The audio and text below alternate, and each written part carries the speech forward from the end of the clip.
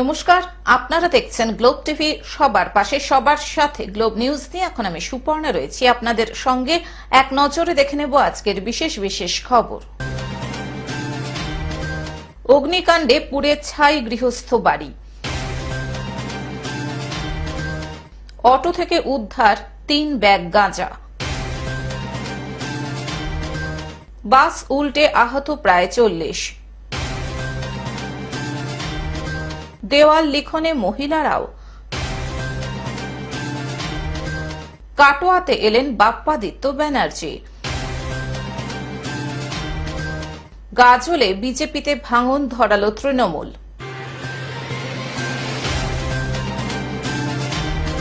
আসছে বিস্তারিত খবরে। অগ্নিকাণ্ডে পুড়ে ছাই গৃহস্থ বাড়ি।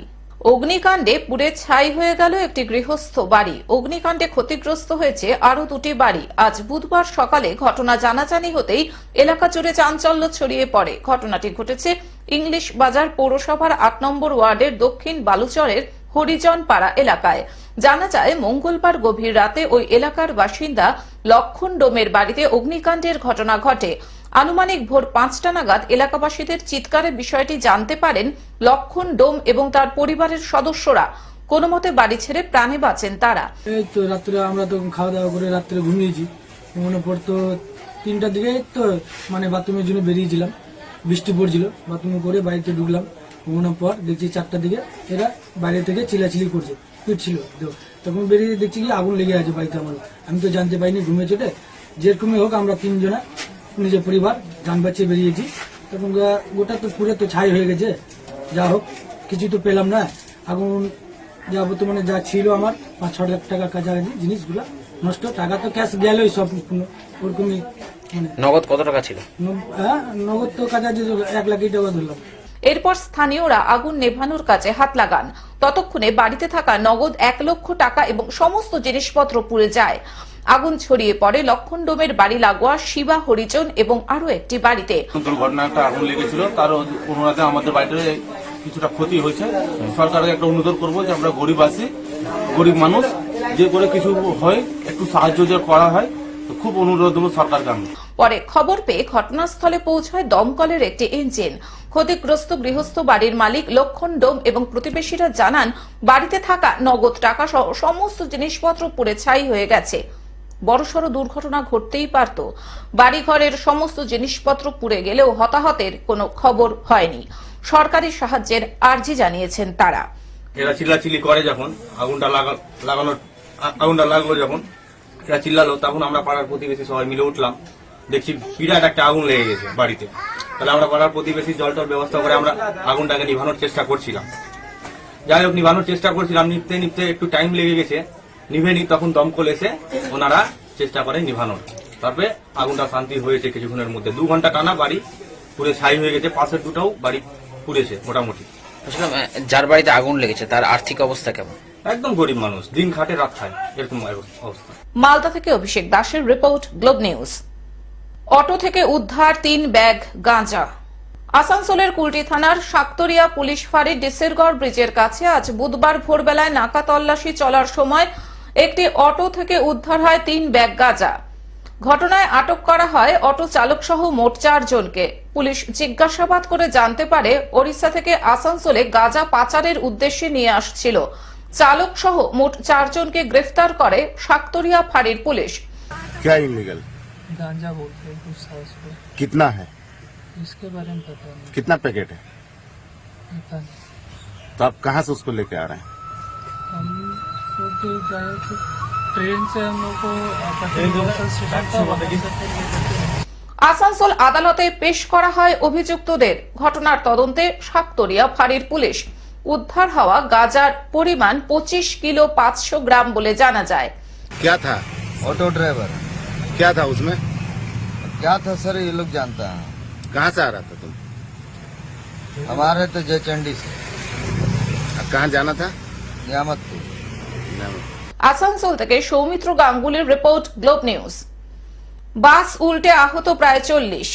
ওভারটেক করতে গিয়ে উল্টে গেল বাস। তমলুকের গৌরাঙ্গপুরের ঘটনা। স্থানীয় সূত্রে অনুমান আহত প্রায় 40-এরও বেশি। পূর্ব মেদিনীপুরের তমলুকে সোমবার আনুমানিক সকাল 10টা নাগাদ হলদিয়া মেছেদা জাতীয় সড়কে বাস উল্টে গিয়ে বিপত্তি ঘটে। স্থানীয় সূত্রে জানা যাচ্ছে 116 হলদিয়া মেছেদা জাতীয় সড়কে একটি বাস অত্যন্ত দ্রুত গতিতে মেছেদার দিক থেকে হলদিয়ার দিকে যাচ্ছিল। স্থানীয়রা জানাচ্ছেন অন্য একটি বাসকে ওভারটেক করতে গিয়ে বিপত্তি হয়। এমনিতেই বৃষ্টি হওয়ার কারণে রাস্তা পিচ্ছিল ছিল আর তারপরেই বাসটি উল্টে যায়। স্থানীয়রা জানাচ্ছেন বাসটি উল্টে যাওয়ার পরে বেশ কয়েকবার পাক খায় এবং বাসের একটি চাকা খুলে রাস্তার অন্য সাইডে চলে যায়। ছেলেমেয়েরা স্কুল যায়, পাড়াপাড়ার কেউ থাকে না, একটা সিভিকের ট্রাফিক পুলিশের ব্যবস্থা করুন, এটাই আমরা চাই। ঘটনায় গুরুতর জখম হন প্রায় 20-র অধিক বলেই জানাচ্ছেন স্থানীয় বাসিন্দারা।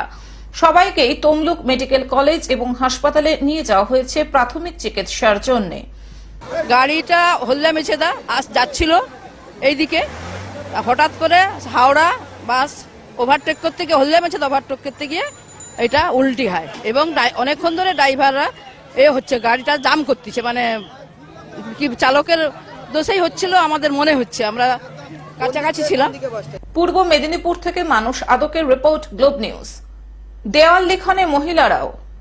এবার বামপন্থী প্রার্থীর সমর্থনে দেওয়াল লিখনে নামলো বামপন্থী মহিলারা। বামপন্থী মহিলা সহ বামপন্থী যুব সংগঠনের মহিলারাও প্রচারে নেমেছেন।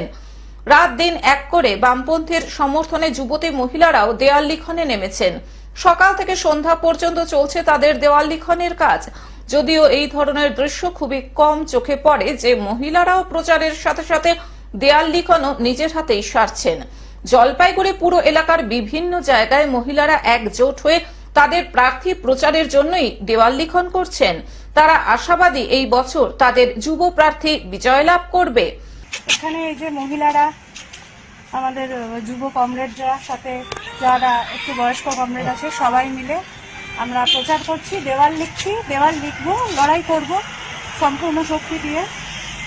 কি মনে হচ্ছে যে মহিলারা এবার কি আপনাদের যে যুব প্রার্থী দাঁড়িয়েছে যে দেবরাজ, তার সমর্থনে? দেখুন, প্রার্থী যে আছে দেবরাজ বর্মন, তার মতো এলিজিবল ক্যান্ডিডেট এই মুহূর্তে জলপাইগুড়িতে আর নেই। সেটা দলমত নির্বিশেষে সবাই সেটাকে স্বীকার করছে। বিরোধী দলের যারা আছেন, বিজেপি বলুন, তৃণমূল বলুন, তারাও স্বীকার করছে দেবরাজদার যা পটেনশিয়াল আর মানুষটা যেরকম, তিনি একজন যোগ্য প্রার্থী। এরকম একটা অবস্থায় যেখানে তৃণমূলের দুর্নীতি চলছে, বিজেপির ধর্মীয় মেরুকরণের চেষ্টা চলছে, সাম্প্রদায়িক একটা বীজ বপন করার চেষ্টা চলছে, সেই জায়গাতে দাঁড়িয়ে দেবরাজ বর্মন আমরা আশা রাখছি বিপুল ভোটে জয়যুক্ত হবেন। কারণ মানুষের কাছে আমরা যখন প্রচারে যাচ্ছি ডোর টু ডোর, মানুষের কিন্তু এবার বীতশ্রদ্ধ হয়ে গেছে। মানুষ এই চুরি, এই ধর্মীয় বিষয়গুলো নিয়ে ঝামেলা, এসব দেখতে দেখতে মানুষ বীতশ্রদ্ধ হয়ে গেছে। জলপাইগুড়ি থেকে সায়ন সেনের রিপোর্ট, গ্লোব নিউজ। কাটোয়াতে এলেন বাপ্পাদিত্য ব্যানার্জি। পশ্চিমবঙ্গ তৃণমূল প্রাথমিক শিক্ষক সংগঠনের পূর্ব বর্ধমান জেলার নবনির্বাচিত সভাপতি হয়েছেন বাপ্পাদিত্য ব্যানার্জি। তৃণমূল প্রাথমিক শিক্ষক সংগঠনের পূর্ব বর্ধমান জেলার নতুন সভাপতি হওয়ার পর কাটোয়াতে প্রাথমিক শিক্ষক সংগঠনের সদস্যদের সঙ্গে দেখা করতে এলেন বাপ্পাদিত্য ব্যানার্জি। মঙ্গলবার সভাপতি বাপ্পাদিত্য ব্যানার্জিকে সংবর্ধনা দিল কাটোয়া পূর্ব চক্রের প্রাথমিক শিক্ষক সংগঠনের সদস্যরা কাটোয়া 2 নম্বর ব্লকের জগদানন্দপুর তৃণমূল কংগ্রেসের কার্যালয়ে।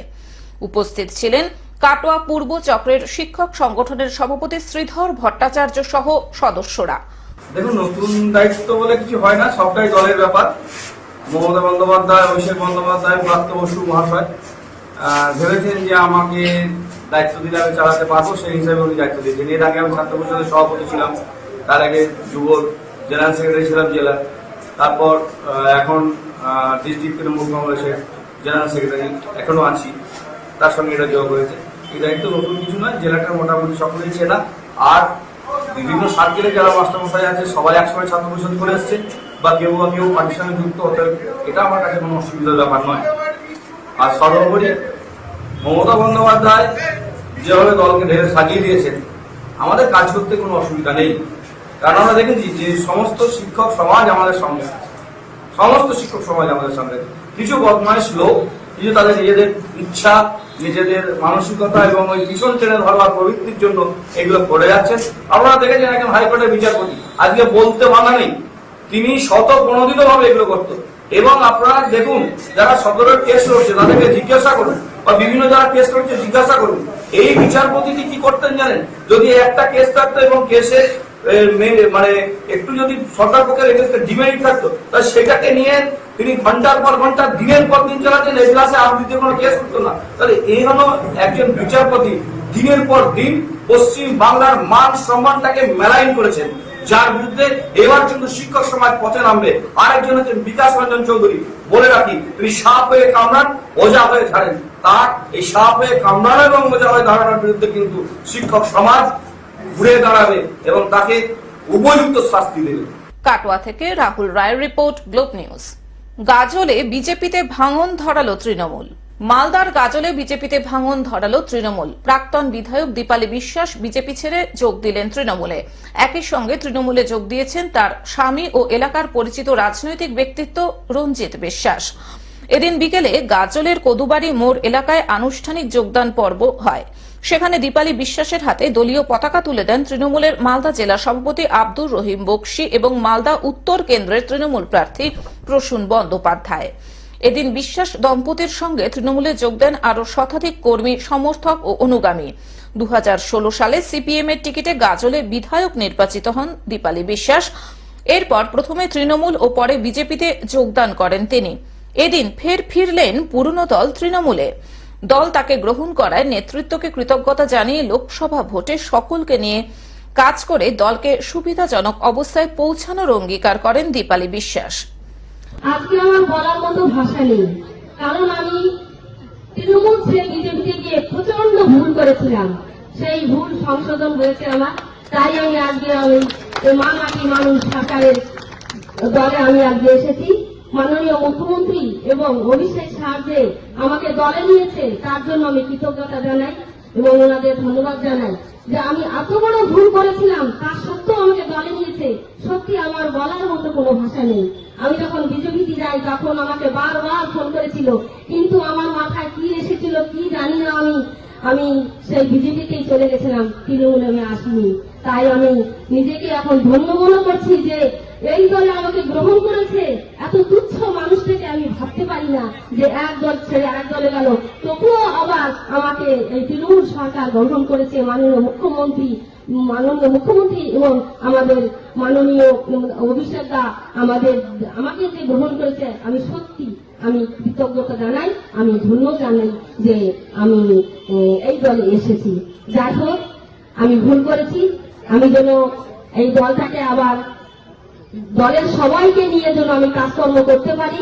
উপর থেকে যদি আমাকে কাজের ক্ষমতা দেন, যদি বলেন, তাহলে আমি সবাইকে নিয়ে কাজ করব। মালদা থেকে অভিষেক দাসের রিপোর্ট, গ্লোব নিউজ। এখন থেকে গ্লোব টিভি দেখুন আপনার স্মার্টফোনেও। গুগল প্লে স্টোর অথবা অ্যাপল স্টোর থেকে ডাউনলোড করুন গ্লোব টিভি লাইভ অ্যাপ এবং জিও টিভি অ্যাপ। এছাড়াও জিও ফাইবারেও গ্লোব টিভি দেখুন 1457 নম্বরে। আজকের মতন গ্লোব নিউজ এখন এই পর্যন্তই। দেখতে থাকুন গ্লোব টিভি, সবার পাশে সবার সাথে। নমস্কার।